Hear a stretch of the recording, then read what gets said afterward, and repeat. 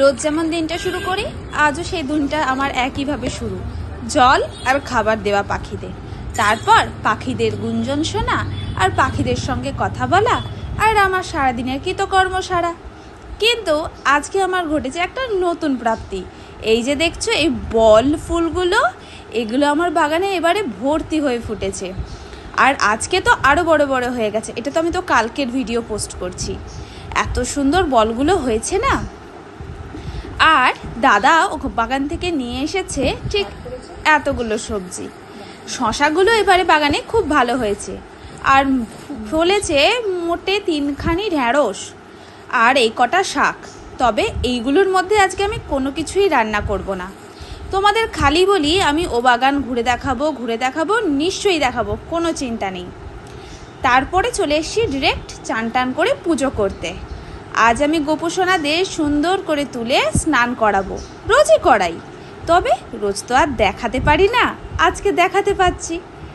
রোজ স্নান করিয়ে চন্দন মাখিয়ে তারপর বুকে সকলেরই একটা করে আমি চন্দন পাতা দিয়ে দিই। এটাই নাকি নিয়ম, আমার মা আমাকে শিখিয়েছে যে গোপালের বুকে চন্দন দিয়ে তুলসী পাতা দিতে হয়। তারপরে ওদেরকে জামা পরিয়ে খাইয়ে দাইয়ে আমি আমার কাজে যাব।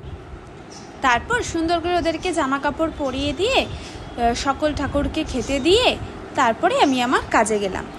আমি রোজেরই ওদের একটা করে ফল আর চিড়ে, দই, কলা, কখনো দুধ, কখনো পায়েস, আমি নিয়মিত ঘরে যেটা থাকে সেটাই আমি দিই। আলাদা করে আমি কিছু দ্রব্য সামগ্রী কিনে এনে কিছু আমি বাইরে থেকে দিই না। ঘরে আমার যেটা থাকে, যেটা আমি খাই, যেটা আমি সামর্থ্য মনে করি, সেটাই ভগবানকে তুলে দেওয়ার চেষ্টা করি।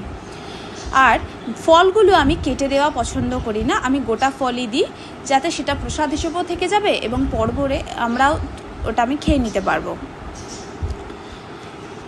ব্যাস, আমার সুন্দর করে পুজোর ডান হয়ে গেছে। এইবার আমি যাব রান্না করতে।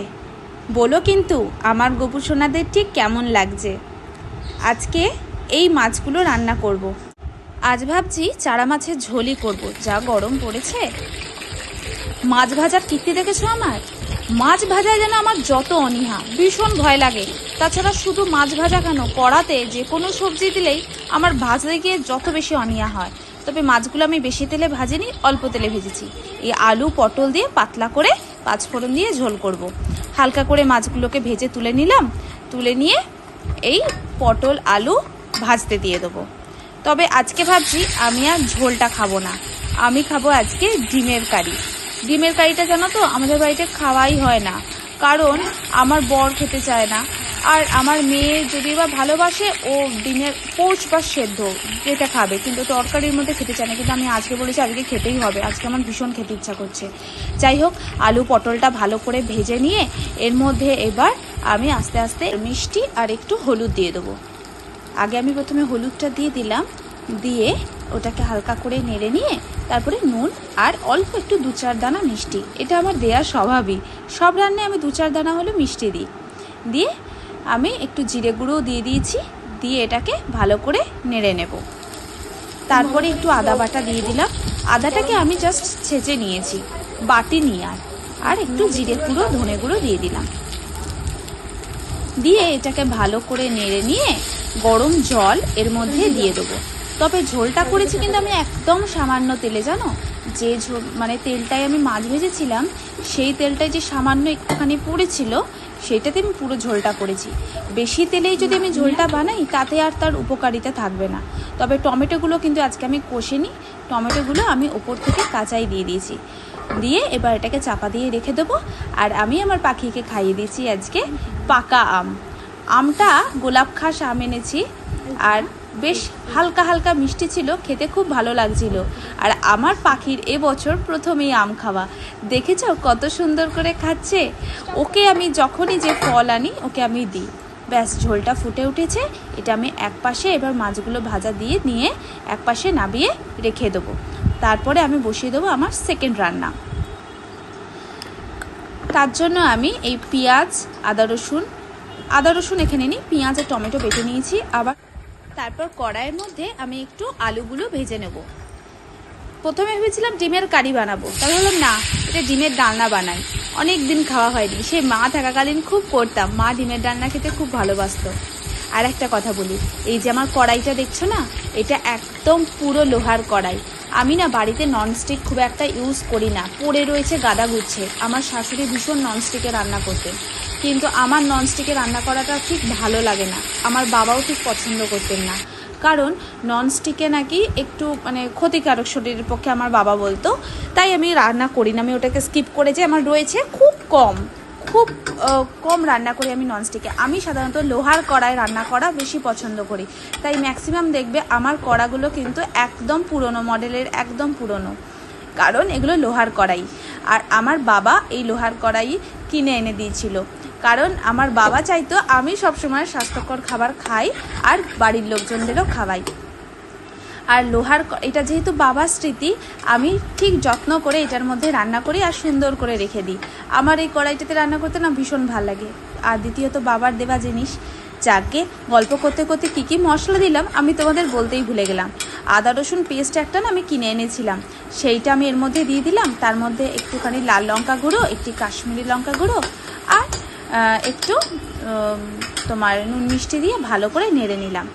তারপরে ঠিক মশলাটা এরকম ছেড়ে গেলে আমি দিয়ে দেবো আবার একটি হালকা উষ্ণ গরম জল, আর এই আলুগুলো দিয়ে ভালো করে নেড়ে নিয়ে আলুগুলো সেদ্ধ হতে দেবো। চন্দ্রমুখী আলু তো সেদ্ধ হতে বেশিক্ষণ সময় লাগবে না। এর মধ্যে এবার আস্তে আস্তে দিয়ে দেবো অল্প একটু নুন আর একটু মিষ্টি। ব্যাস, দেখলে বেশিক্ষণ সময় লাগেনি গো সেদ্ধ হতে। এরপরে এই যে আমি দুটো ডিম সেদ্ধ করেছিলাম মেয়েটার আমার, এর মধ্যে দিয়ে নিলাম। ডিমটা জানো তো হাফ বয়েল সেদ্ধ হয়েছিল। আমার মেয়ে আবার এই ডিম সেদ্ধটা খেতে ভীষণ ভালোবাসে। তারপরে এর মধ্যে দিয়ে দেবো একটু শাহি গরম মশলা, যেটা ওই সানরাইজার আছে, এটাই আমি ম্যাক্সিমাম বাড়িতে ইউজ করি। আর বাটাবাটি ঝামেলায় যাই না। তবে শম্পা কি সুন্দর হাতে বেটে সব মশলা দেয়, ওর রান্নার স্বাদ আবার অন্যরকম হয়, কিন্তু আমার আবার এইটুকুনির জন্য কে করবে। ব্যাস, বরকে এবার খেতে দিয়ে দিলাম মাছের ঝোল, মাছের তেল ভাজা, এটার আমি দেখাতে পারিনি, আর ভাত। বিকেলের বাগানটা আবার অন্যরকম সৌন্দর্য। দেখো সেই পাখিগুলো কিন্তু বিকেল অবধি আমার বাড়ির সামনে ঘোরে। দেখো কি সুন্দর ছোট্ট করে বসে আছে। দেখছো ওর কাণ্ড দেখেছো? টিভিতে আমার গানটা চালিয়েছি, ইউটিউবে আমি যে পোস্টগুলো করি সেইটা দেখো, নাচ দেখো খালি। ও কিন্তু টিভি থেকে তাকিয়েছে আর আমার দিকে একটু করে দেখছে।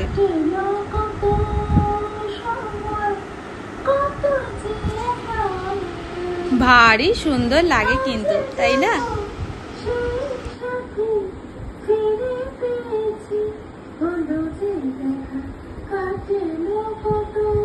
নিয়ে বসে পড়েছি এখানে।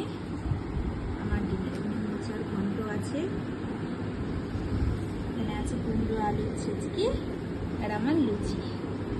আর আমার ডিনারটা দেখে একজনের অবস্থা দেখো খালি, বলে বাবা রে ও কি করছে, এটা ও এটা কি করছে? হ্যাঁ, একটু লুচি দে রে, ওকে একটু লুচি দে।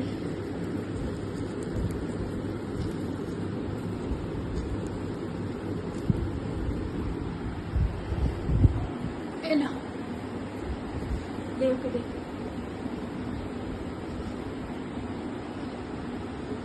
ধরে দে হাতে।